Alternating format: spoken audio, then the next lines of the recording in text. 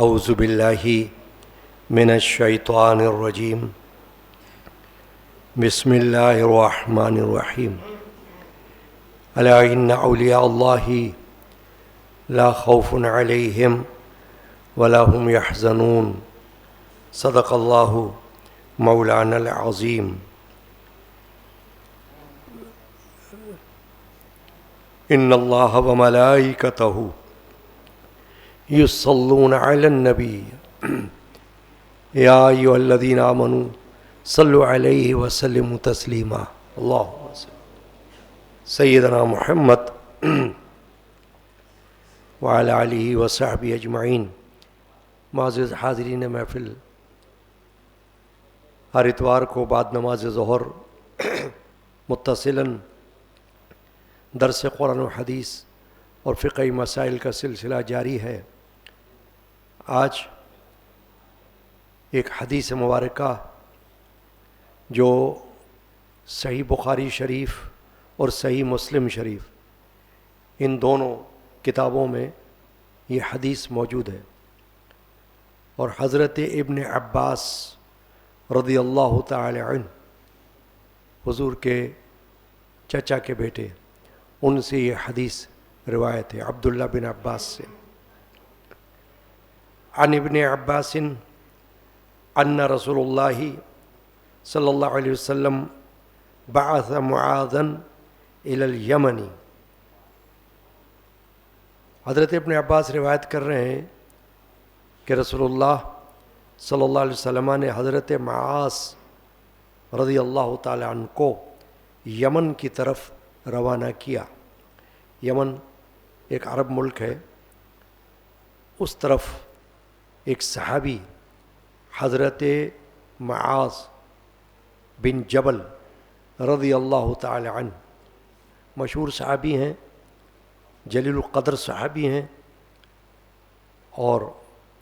غزوات میں بھی شریک ہونے والے صحابی ہیں، یعنی مجاہد ہیں، اور جوانی میں انہوں نے انتقال فرمایا۔ 38 سال کی عمر تھی جب ان کا انتقال ہو گیا، اور بیماری تھی ایک طاعون، جیسے ہمارے ہاں کورونا کی وبا پھیلی ہوئی تھی، ایسے رسول پاک صلی اللہ علیہ وسلم کے زمانے میں بھی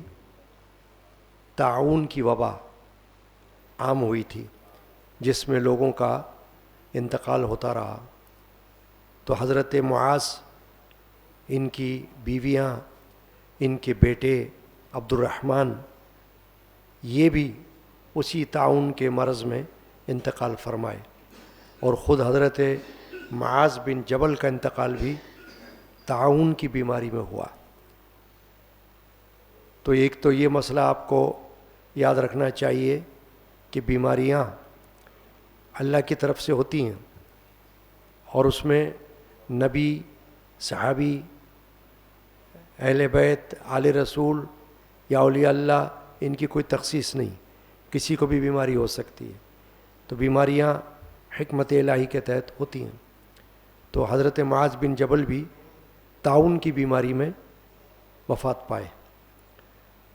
ابن عباس رضی اللہ تعالیٰ عنہ یہ روایت کر رہے ہیں کہ رسول اللہ صلی اللہ علیہ وسلم نے حضرت معاذ کو یمن کی طرف بھیجا حاکم بنا کر، یعنی جیسے کہ حکومت کا سردار، وہاں پر حاکم، حکمران، یہ بنا کر اللہ کے رسول نے حضرت معاذ کو یمن کی طرف بھیجا، جیسے یمن کا گورنر بنایا۔ اور ایک اور ان کی شان یہ ہے کہ جب یہ ان کو اللہ کے رسول صلی اللہ علیہ وسلم روانہ کر رہے تھے تو یہ گھوڑے پر سوار تھے، اور رسول پاک صلی اللہ علیہ وسلم پیدل چل رہے تھے، یعنی کہ ان کو حضور نے سواری پہ سوار کرایا اور خود ان کے ساتھ پیدل چلتے ہوئے آگے تک تشریف لے گئے، اور وہاں جا کر ان کو وداع فرمایا، یعنی رخصت فرمایا۔ تو یہ بھی ان کی ایک خصوصیت ہے کہ اللہ کے رسول نے ان کو یہ شان عطا فرمائی اپنی مرضی سے۔ اور جب ان کو حضور اکرم صلی اللہ علیہ وسلم جدا کر رہے تھے، رخصت کر رہے تھے، تو پھر یہ بھی فرمایا کہ اے معاذ اب تم میری قبر پر آؤ گے اور مجھے نہیں پاؤ گے، یعنی جب تمہاری میری ملاقات ہوگی تو میں دنیا میں نہیں ہوں گا اور تم میری قبر کو دیکھو گے۔ حضرت معاذ یہ سن کر بہت روئے۔ تو یہ وہ ہیں حضرت معاذ بن جبل رضی اللہ تعالیٰ عنہ، تاکہ آپ کے علم میں ہو جائے کہ کیا شان ہے ان صحابی کی، کہ اللہ کے رسول ان کو حاکم بنا کر ان کی نوجوانی میں، جب یہ 38 سال کی عمر میں انتقال کر گئے تو جب حاکم بنے ہوں گے تو اور جوان ہوں گے، تو اس وقت ان کو رسول اللہ صلی اللہ علیہ وسلم نے گھوڑے پر سوار کر کے یمن کی طرف روانہ کیا اور ان کو چند نصیحتیں فرمائی۔ وہ نصیحتیں اس حدیث میں آپ کو ملیں گی۔ اب یہ جو نصیحتیں ہیں یہ ہوئی تو حضرت معاذ بن جبل کو، لیکن اس کا جو حکم ہے وہ ہر ایک کے لیے یعنی عام ہے، جس کو کہنا چاہیے سبق، کیونکہ قرآن کی آیات کا ایک شان نزول ہوتا ہے، وہ کسی خاص واقعے پر ہوتا ہے، مگر بعض اوقات ان کا حکم عام ہوتا ہے ہر ایک کے لیے، یعنی جو بھی قرآن پڑھ رہا ہوگا اس کے لیے یہ حکم ہوگا کہ وہ اس کو مانے۔ ایسی حدیث میں کوئی خاص واقعہ بیان کیا ہوا ہے اور اس خاص واقعے پر کوئی نصیحتیں کی گئی ہیں، لیکن وہ نصیحتیں ایسی ہیں کہ وہ قرآن و حدیث کی نصیحتیں ہیں اور وہ ہر ایک کے لیے اس کا حکم جو ہے وہ عام ہے۔ جو رسول اللہ صلی اللہ علیہ وسلم نے چند نصیحتیں فرمائی، نصائح، ہدایات دیں، کیا فرمایا؟ فقالا انک تأتی قوما من اہل الکتاب، حضور نے فرمایا کہ تم اہل کتاب قوم کے پاس جا رہے ہو، یعنی اس قوم کے پاس جا رہے ہو جن کے پاس اللہ نے کتاب نازل فرمائی تھی، جیسے انجیل، جو عیسائی ان پر ایمان رکھتے ہیں کہ ہم انجیل پر ایمان رکھتے ہیں، عیسیٰ علیہ السلام پر ایمان رکھتے ہیں۔ تو اہل کتاب وہ اقوام ہیں جو یہودی، حضرت موسیٰ علیہ السلام کی قوم، اور موسیٰ علیہ السلام پر اللہ نے تورات نازل فرمائی تھی، ایسے ہی داؤد علیہ السلام پر زبور نازل فرمائی تھی۔ تو ان کی جو قومیں ہیں وہ اہل کتاب کہلاتی ہیں، یعنی اہل کتاب وہ ہیں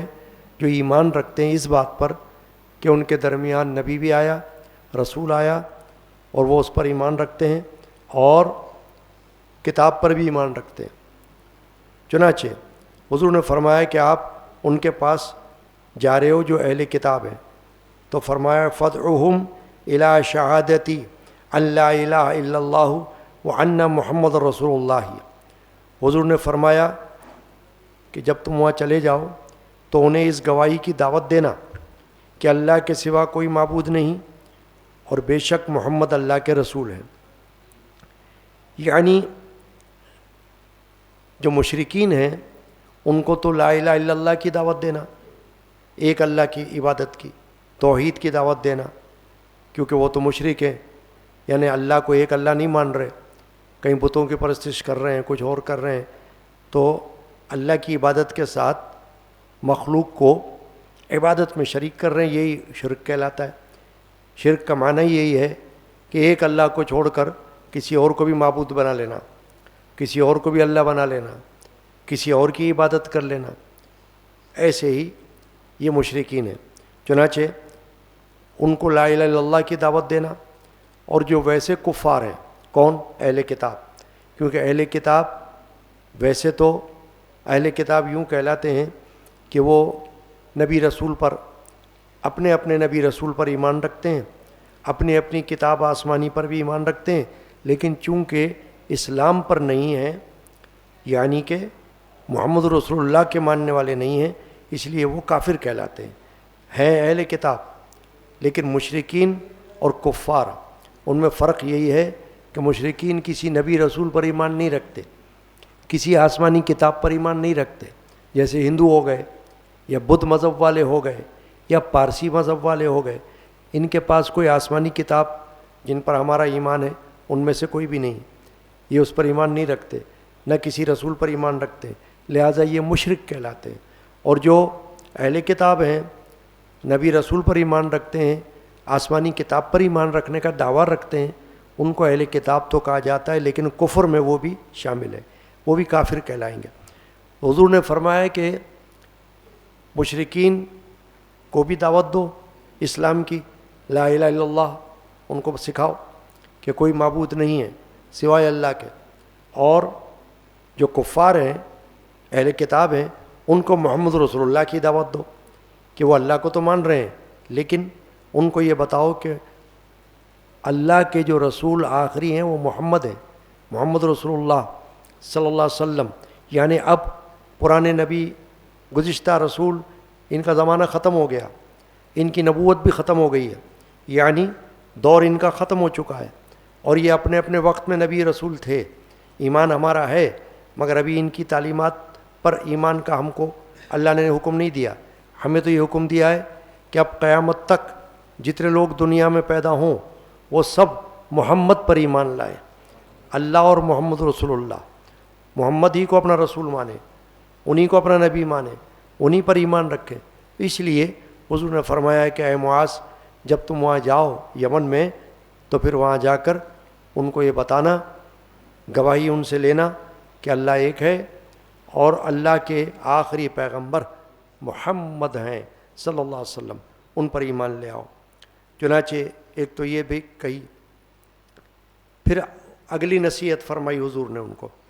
کہ اگر وہ اس میں فرما برداری کر لیں، یعنی تمہاری بات مان لیں، تو کیا کرنا؟ فرمایا فَإِنْهُمْ عَتَعُوا لِذَلِكَ فَعَلِمُهُمْ أَنَّ اللَّهَ قَدْ فَرَضَ عَلَيْهِمْ 5 صَلَاةٍ فِي الْيَوْمِ وَاللَّيْلَةِ۔ اب حضور نے دوسری جو ہدایت کی وہ یہ کی کہ جب وہ آپ کی بات مان لیں کہ اللہ ایک ہے اور اس کے رسول محمد ہیں صلی اللہ علیہ وسلم، فرمایا اب ان کو بتانا کہ اللہ نے تم پر دن رات میں 5 نمازیں فرض کی ہیں، یہ ان کو بتانا۔ یعنی اسلام کی سب سے اہم عبادت جو روزانہ ہوتی ہے اس کے بارے میں پہلے بتاؤ، نماز فرض عبادت، تاکہ وہ اس پر لگیں، اس عبادت پر مضبوط ہو جائیں، قائم ہو جائیں۔ تو ان کو بتانا کہ 5 نمازیں فرض ہیں۔ اس سے یہ بھی معلوم ہوا کہ یہ جو 5 نمازوں کا حکم ہے یہ خود اللہ کے رسول صلی اللہ علیہ وسلم نے تعلیماً دیا کہ جا کر ان کو یہ تعلیم دو کہ تم پر اللہ نے دن میں رات میں دونوں میں ملا کر 5 نمازیں فرض فرمائی ہیں، فجر، ظہر، عصر، مغرب، عشاء، یہ 5 نمازیں ہو گئی، ان کو کہتے ہیں فرض نماز۔ ان فرض نماز کو جو ادا نہ کرے تو ان کی نفلی نماز کا فائدہ نہیں ہے، یا فرض نمازیں کوئی نہ پڑھے تو ورد و وظائف کا کوئی فائدہ نہیں ہے۔ ورد و وظائف، تسبیحات، نفلی عبادت، نفلی نماز، یہ اسی وقت معتبر ہے جب فرض پر کوئی بندہ عامل ہو، یعنی فرض کو پورا کر رہا ہو، اس کے بعد سنت ہے، اس کے بعد واجب ہے، اس کے بعد نفل ہے، اس کے بعد اوراد و وظائف، اس کے بعد تسبیحات ہے، ورنہ ہر چیز بے فائدہ ہے اس کے لیے، اس لیے کہ اس نے فرض کی تکمیل نہیں کی۔ تو فرض نماز جو ہے وہ 5 وقت ہے۔ اس لیے حضور نے فرمایا کہ اے معاذ ان کو جب وہاں جاؤ اور وہ تمہاری بات مان لیں، ایک اللہ پر ایمان لے آئیں، محمد رسول اللہ پر ایمان لے آئیں، تو ان کو بتانا کہ اب تم پر اللہ نے 5 نمازیں فرض کی ہوئی ہیں، ان کو تم ادا کرو۔ پھر فرمایا فَإِنْهُمْ عَتَعُوا لِذَلِكَ فَعَلِمُهُمْ أَنَّ اللَّهَ قَدْ فَرَضَ عَلَيْهِمْ صَدَقَةً تُؤْخَذُ مِنْ أَغْنِيَائِهِمْ فَتُرَدُّ فِي فُقَرَائِهِمْ۔ فرمایا کہ اگر وہ یہ بھی مان جائیں نماز کا حکم، یعنی اس کو بھی کہہ دیں ہاں ہم نے مان لیا نماز ہم پر فرض ہے، تو پھر کیا کرو کہ فرمایا ان کو سکھانا کہ اللہ نے ان پر زکوٰۃ فرض کی ہے۔ اب یہ اس لیے فرمایا کہ اگرچہ روزہ بھی ہے، وہ بھی عبادت ہے، فرض عبادت، لیکن روزے کا ذکر نہیں فرمایا، زکوٰۃ کا ذکر فرمایا۔ کیوں؟ اس کی وجہ محدثین نے بیان فرمائی کہ روزہ بھی بدنی عبادت ہے اور نماز بھی بدنی عبادت ہے، جسمانی، جس پہ پیسہ نہیں لگتا، ہر غریب ادا کر سکتا ہے، ہر غریب نماز پڑھ سکتا ہے، ہر غریب روزہ رکھ سکتا ہے۔ اس کے پاس یہ بہانہ نہیں ہے کہ میرے پاس پیسے نہیں ہیں اس لیے میں نماز نہیں پڑھ رہا، میرے پاس پیسے نہیں ہیں اس لیے میں روزہ نہیں رکھ رہا، کیونکہ اس میں پیسہ لگتا نہیں ہے۔ پیسہ کس میں لگتا ہے؟ زکوٰۃ۔ لہذا فرمایا کہ ان کو سکھانا کہ اللہ نے تم پر زکوٰۃ بھی فرض کی ہے، یعنی اگر تمہارے پاس اتنا مال جمع ہو گیا پورے سال میں کہ جس پر زکوٰۃ لاگو ہو جاتی ہے تو پھر تم کو زکوٰۃ نکالنی ہوگی اس مال کی. یہ نہیں کہ تم مال تو جمع کرتے رہو اور رکھتے رہو اور زکوٰۃ نہ نکالو. تو زکوٰۃ سال میں بار بار تو فرض ہوتی نہیں، سال میں ایک بار فرض ہوتی. ہاں کوئی یہ کر سکتا ہے کہ پورے سال کی زکوٰۃ کو تھوڑا تھوڑا کر کے مہینے مہینے ادا کرتا رہے اپنی آسانی کے لیے. یعنی اگر اس کو ایسا لگتا ہو کہ سال میں ایک بار جب میں ادا کروں گا تو بھاری پڑے گا، ایک ساتھ اتنی رقم نکالنی بھاری پڑے گی، تو آسانی کیا ہے، کچھ نہ کچھ زکوٰۃ دیتا رہے، کچھ نہ کچھ زکوٰۃ دیتا رہے. یعنی جب اس کو یہ پتہ ہو، فرض کیا جائے کسی کو یہ معلوم ہو کہ میرے اوپر تو 1,00,000 روپے زکوٰۃ نکلے گی سال میں، یہ فرض کر لیا جائے، مثال ہے سمجھانے کے لیے، کہ اگر کسی کو یہ معلوم ہو جائے کہ میرے پاس تو 1,00,000 روپے زکوٰۃ نکلنی ہے لازم، تو اس کو آسانی کیا ہے کہ وہ اس 1,00,000 کو تقسیم کر لے پورے سال کے اوپر، تھوڑا تھوڑا کر کے دیتا رہے، 5,000 5,000 10,000 15,000 یوں کر کے سال میں 1,00,000 ہو جائیں گے، تو اس کو بھاری نہیں پڑے گا.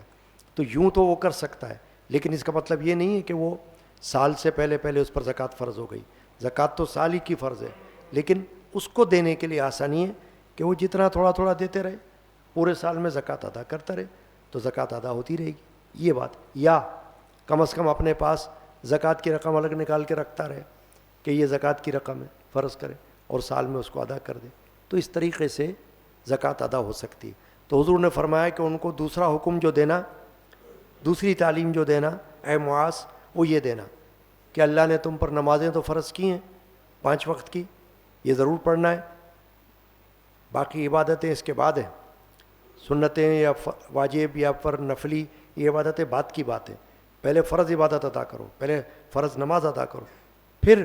اگلی تعلیم ان کو یہ دینا کہ زکوٰۃ ادا کرو،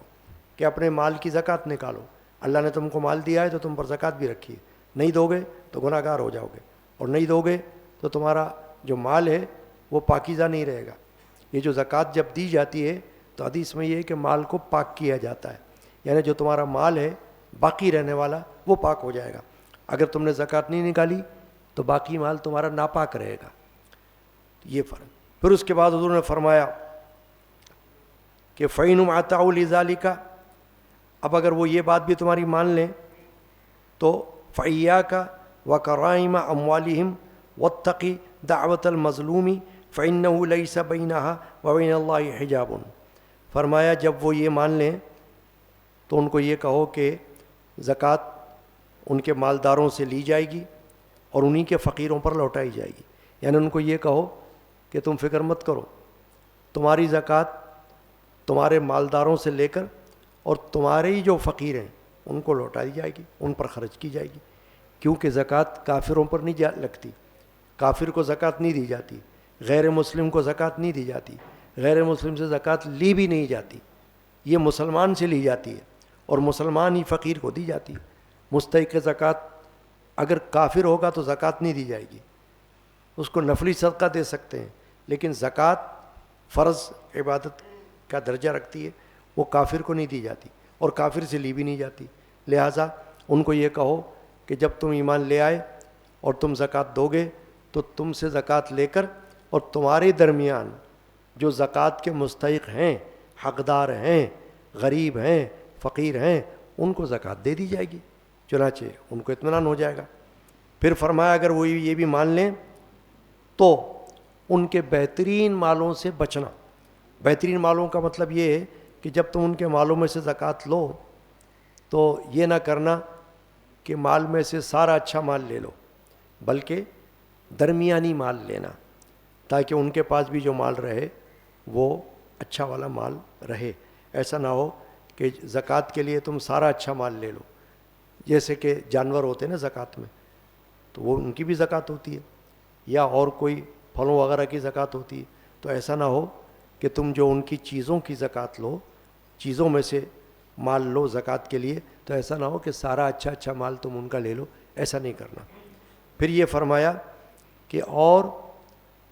یہ بڑی اہم بات ہے، آج کا موضوع بھی یہی ہے، مظلوم کی بد دعا سے ڈرنا. فرمایا اور مظلوم کی بد دعا سے ڈرنا کہ اس کے اور رب کے درمیان کوئی آڑ نہیں ہوتی. یہ آخری بات حضور نے فرمائی کہ اے معاذ تم یہ بھی کرنا کہ دیکھو اللہ تعالیٰ تم کو وہاں پر لے جا رہا ہے تو تم ایسا کرنا کہ وہاں پر ظلم سے بچنا، یعنی ایسا نہ ہو کہ تم سے کوئی ظلم ہو کسی پر، زکوٰۃ لینے میں کوئی ظلم ہو جائے یا حقوق العباد میں کوئی ظلم ہو جائے، بندوں کے جو حقوق ہوتے ہیں ان میں سے تم کسی پر ظلم مت کرنا، اس لیے کہ ظلم کرو گے تو وہ جو مظلوم ہوگا اس کے دل سے آہ نکلے گی یا بد دعا نکلے گی، اور بد دعا اللہ کے پاس ڈائریکٹ جاتی ہے، براہ راست اللہ کے پاس چلی جاتی ہے، اور مظلوم کی بد دعا اور اللہ تعالیٰ کے درمیان میں کوئی پردہ حائل نہیں رہتا، یعنی کوئی رکاوٹ نہیں ہوتی۔ آپ یہ نہیں کہہ سکتے کہ بھئی یہ چیز روک دے گی بد دعا کو، نہیں، سیدھی جائے گی اللہ کے پاس۔ تو حضور نے فرمایا کہ دیکھو جب وہاں جاؤ تو یہ عبادات کی ان کو تعلیم دینا، اللہ کی توحید ایک اللہ کو ماننے کی تعلیم دینا، محمد رسول اللہ پر ایمان کی تعلیم دینا، یہ اپنی جگہ ہے، زکوٰۃ کی تعلیم دینا یہ اپنی جگہ ہے، لیکن ایک بات یاد رکھ لینا کہ ستم رسیدہ یا مظلوم اس کی بد دعا سے ڈرتے رہنا کہ کوئی ظلم نہ ہو جائے۔ اگر ظلم ہو گیا، کیونکہ تم حکمران ہو، حکمران جو ہوتا ہے اس کے پاس اللہ نے طاقت دی ہوتی ہے، جیسے دنیا میں آج کل بھی جو حکمران ہوتے ہیں نا ان کو پتہ ہوتا ہے کہ ہمارے پاس تو طاقت ہے، ہمارے پاس تو ساز و سامان ہے، اگر ہم کسی پہ ظلم بھی کریں گے یہ ہمارا کیا بگاڑے گا، ہے نا، ایک قسم کا یہ غرور ہوتا ہے۔ تو اللہ اور اس کے رسول نے، اللہ نے قرآن میں اور رسول نے حدیث میں اس بات کی تعلیم دی